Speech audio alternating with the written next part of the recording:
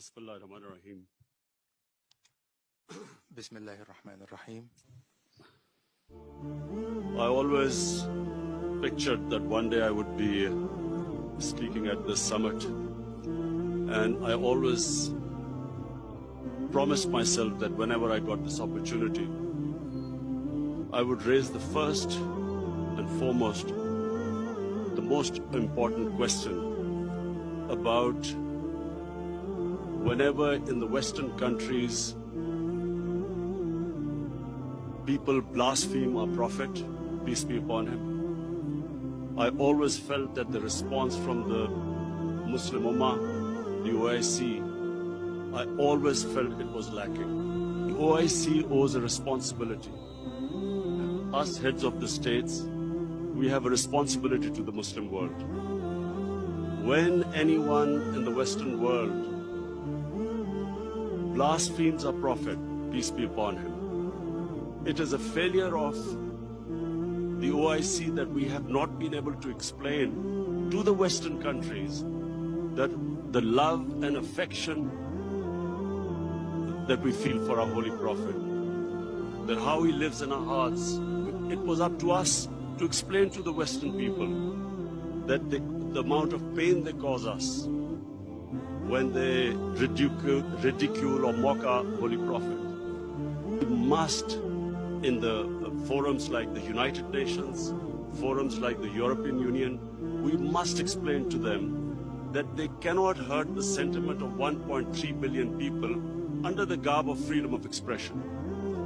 The Jewish community has very successfully explained to the world that any misinterpretation of the Holocaust gives them pain.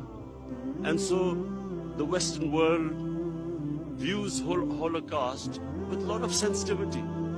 But that sensitivity is lacking when they come to talking about our Holy Quran or our Prophet, peace be upon him. So I feel that this forum must take it upon itself to explain to the Western world through these forums what it means to us and how we love and respect our Holy Prophet.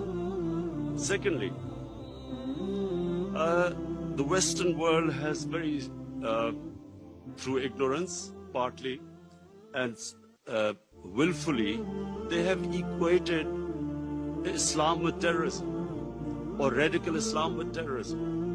Religion has nothing to do with terrorism. This attack in New Zealand by this gunman who goes into a mosque and shoots 50 innocent people is because they cannot understand that Islam has nothing to do with terrorism. And they have this indoctrination that somehow whenever a Muslim is involved in terrorism, it's something to do with Islam. Before 9/11, 80% of the suicide terrorist attacks were by Tamil Tigers. But no one blamed Hinduism for it.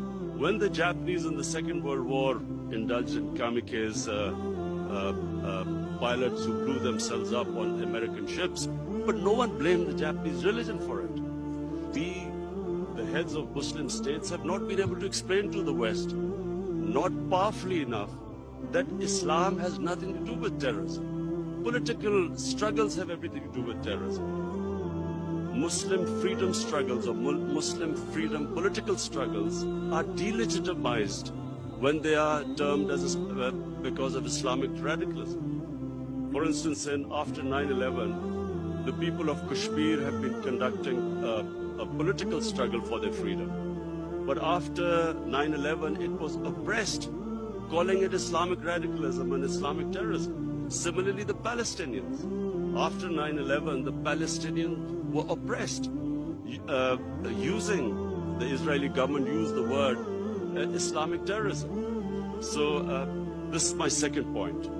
I feel that from this forum, we must take a stand. We must de-link terrorism with Islam. Finally, Mr. Chairman, I would like to say that this is 50 years of OIC, and we all must again reiterate that how this organization came was because of the Palestinians being deprived of their homes, their rights, their human rights, their democratic rights. And so we reiterate again that there is no solution but a two-state solution in Palestine. East Jerusalem must become the capital for the Palestinian people. And the Golan Heights must be returned as the 1967 borders, which all the international conventions, the United Nations resolutions say so. Similarly, I feel that in Kashmir, the people of Kashmir again have not been given their right to self-determination, as was guaranteed by the world community in 1948 through a UN resolution. The people of Kashmir recently have suffered a lot of oppression, and I do feel that us as a body, the OIC, must stand with the oppression that is going on in the Muslim world. I finally want to thank again King Salman bin Abdulaziz Al Saud for his great hospitality. I especially want to thank